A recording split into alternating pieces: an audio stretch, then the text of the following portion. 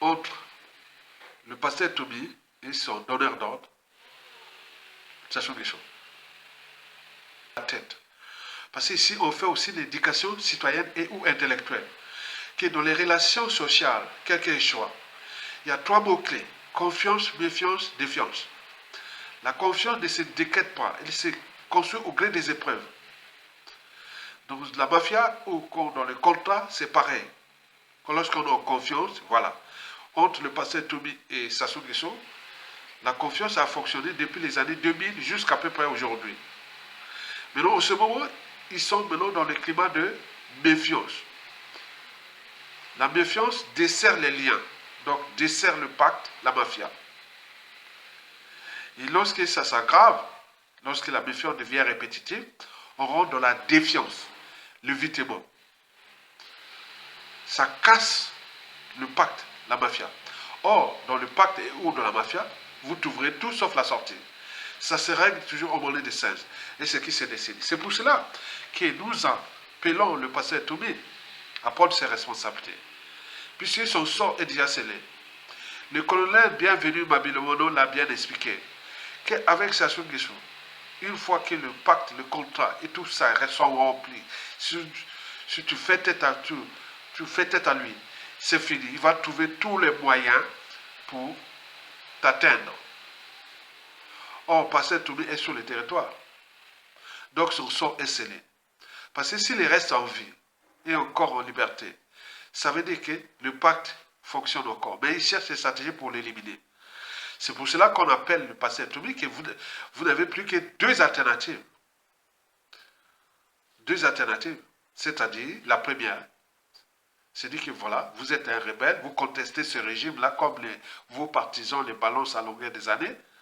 Bon, il faut maintenant aller à Brazzaville, aller attaquer Sassou Nguesso. Et prendre le pouvoir, et où transmettre le pouvoir au peuple. La plupart des rebelles, historiquement, dans le monde, en Afrique, en Amérique latine, en Asie, ne restent pas à se battre dans un petit coin et après on dit, bon, ben, on ne peut pas aller à Brazzaville parce que les gens ont appelé les populations. Non, c'est vous. Vous êtes là depuis plus de 20 ans à terroriser une région. Maintenant, on vient terroriser Sassou Nguesso à Brazzaville. Donc, ne plus parler de candidature, ni de quoi, parce que de toute façon, le pasteur Toby est grillé. On connaît déjà son passif. Mais c'est à lui de se dire, ah oui, tiens, cette fois-ci, je vais en profiter de cette situation et je vais attaquer Sassou Nguesso à Brazzaville. Et prendre la ville de Brazzaville et chasser Sassou Nguesso et prendre le pouvoir à défaut de transmettre au peuple. Si ce n'est pas possible, il y a la deuxième alternative. Il faut trouver les moyens de se barrer à l'étranger pour sauver sa liberté, sa dignité et sa vie. En attendant la chute de Sassou, etc., il devait y avoir un moyen qui est maintenant à l'étranger, non? Il n'y a pas de tout ça, tous ces gens-là sont à l'étranger, mais pourquoi pas vous? Parce que là, il y aura une clarification. Que vous ne jouez pas le jeu antisocial et criminel de Sassou Nguesso. Donc voilà les 2 alternatives qui, les partisans de Toby doivent maintenant agir.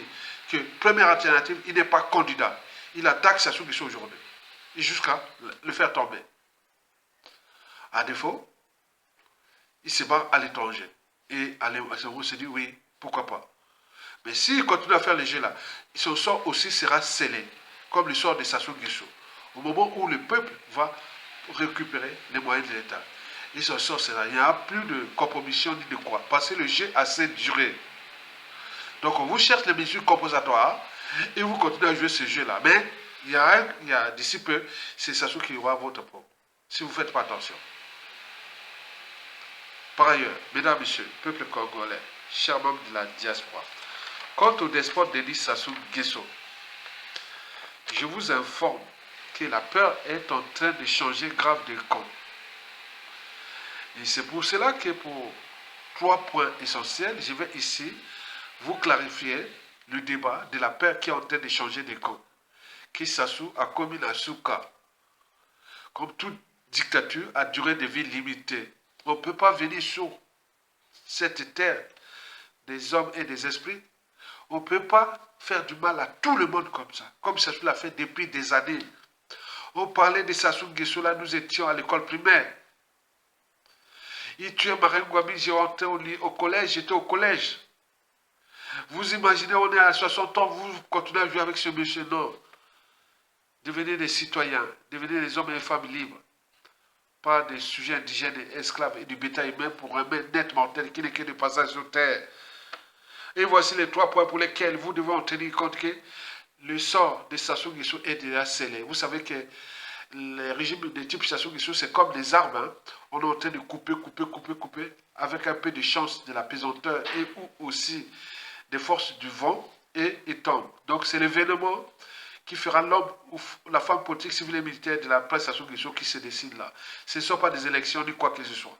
Et voici les 3 points pour lesquels vous devez tenir compte d'un point de vue intellectuel, on regarde des indicateurs pour ne pas balancer beaucoup de choses que vous devez en tenir compte.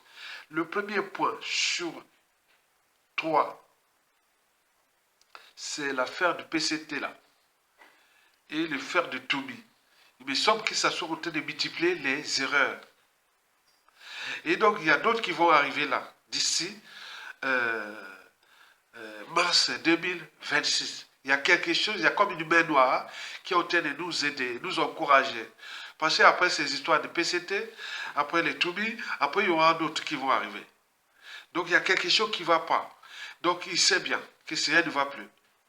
Le deuxième point sur 3, c'est que quand il va lancer sa candidature, et donc nous sommes là, à 2 pas de mars 2026.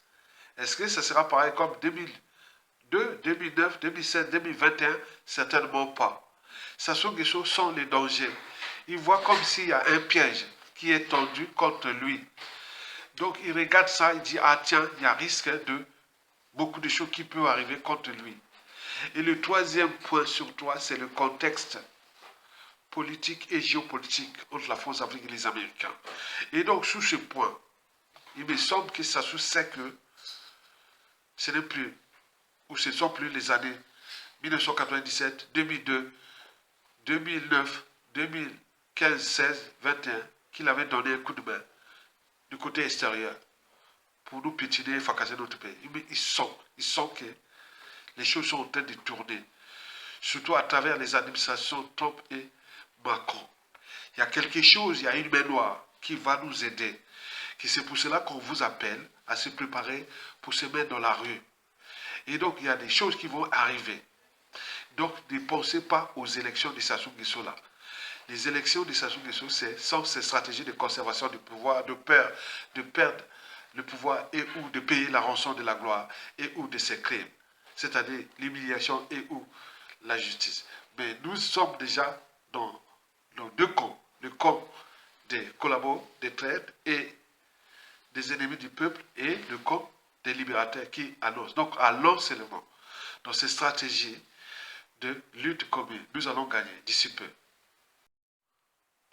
Mesdames, Messieurs, peuple congolais, chers membres de la diaspora, chers membres de la résistance et chers patriotes, individuellement et collectivement, du nord au sud, de l'est à l'ouest et au centre, tant au niveau citoyen qu'intellectuel, politique, militaire, religieux et ou spirituel. Je vous informe que pour le pasteur Toumi, c'est gâté. Quoique, quant au despote Denis Sassou Nguesso, aux 10 étoiles des crimes multiformes et multidimensionnels, de la haute trahison et des tricheries électorales sans fin, la peur est en train de changer de camp. Toutefois, Jean-Paul Sartre l'avait pourtant écrit, je cite, « Je hais les victimes qui respectent leur bourreau. » En effet, historiquement, depuis les années 2000 jusqu'à nos jours, le pasteur Toumi a indirectement le sang des Congolais dans ses mains, et notamment le sang des populations du pôle. Et pour Sassou Nguesso, c'est pareil, mais directement. Or, les crimes contre l'humanité sont imprescriptibles. Par conséquent, le pasteur Toby et son parrain, Denis Sassou Nguesso, n'y échapperont pas. Mais en attendant, pourquoi se gâter pour le pasteur Toby? C'est parce qu'il y a deux mots-clés et un Dixit qui rentrent en jeu dans les relations entre lui et le despote Denis Sassou Nguesso et dans le contexte politique de conservation du pouvoir. Explication. Le premier mot-clé sur deux, c'est le pacte. Le deuxième mot-clé sur deux, c'est la mafia. En effet, dans toute relation, quelle qu'elle soit, le contrat et le pacte font partie des relations humaines et ou sociales, politiques, etc. Vous savez que quelles que soient les relations humaines, sociales, etc., politiques, commerciales, etc., vous avez le contrat et le pacte. Dans le contrat, le principe, c'est le principe d'horizontalité.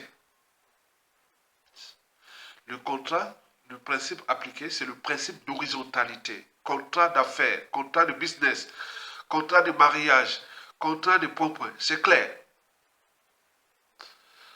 Or, dans le pacte, le principe appliqué, c'est le principe de verticalité. Le principe de verticalité. Donc, il y a un donneur d'ordre, il y a un parrain, il y a les sous-fifs, etc. Or, dans le contexte politique de conservation du pouvoir du monsieur Denis Sassou Nguesso, il me semble qu'il a failli jouer un double jeu contre son sous-fif, le pasteur Toby. Donc, il y a eu cafouillage. On est d'accord? Donc, ce qui s'est passé le 11 décembre 2026 n'était pas dans le pacte. Et donc, il y a eu cafouillage. Il y a eu quelqu'un qui a voulu rouler l'autre de la farine. Donc, il y a eu réaction. Vous savez que le pasteur Toby devient comme un moustique sur les testicules. Et donc, pour résoudre ça, il ne faut pas passer par la violence, sinon vous aurez des problèmes avec vos couilles. On est bien d'accord? Excusez-moi. Toby est devenu comme l'arête dans la gorge de Sassou Nguesso, comme les moustiques sur les testicules. Quand les moustiques te piquent les testicules, et alors là, si tu tapes, alors là, tu es foutu. Donc, il faut éviter la violence. Or, Sassou Nguesso a voulu employer ou utiliser la violence contre le pasteur Toby. Donc, il s'est retrouvé avec ce moustique qui est sur ses couilles, et donc la suite, on la connaît. Cependant, il faut savoir que le pacte qui lie pasteur Toby et Sassou Nguesso dure depuis les années 2000. On en a parlé déjà de 2002, 2009, 2016, 2021. C'est-à-dire, avant chaque coup d'État électoral ou présidentiel, on en parle, et il y a eu toujours Toby qui ont lancé Toby. Mais cette fois-ci, il me semble que c'est grillé. Il y a quelque chose qui ne va plus. Et c'est pour cela que je vous informe que Sassou Nguesso est pris dans son propre piège. Et pourquoi? Parce que le deuxième mot-clé déjà, vous trouverez tout dans la mafia, sauf la sortie. En effet, le pacte Sassou Nguesso, c'est comme la mafia. Vous trouverez tout, sauf la sortie. Mais entre les deux, il y aura un perdant et un gagnant. Ou les deux perdants. Entre les deux, il y aura un perdant et un gagnant. Ou entre les deux vont perdre. Ou il y a un qui gagne, il y a un qui va perdre. Mais qui? Donc c'est ça que nous allons suivre en ce moment. Et c'est pour cela que nous lançons un appel solennel à pasteur Toby. En tenant compte du Dixit Sassou Nguesso.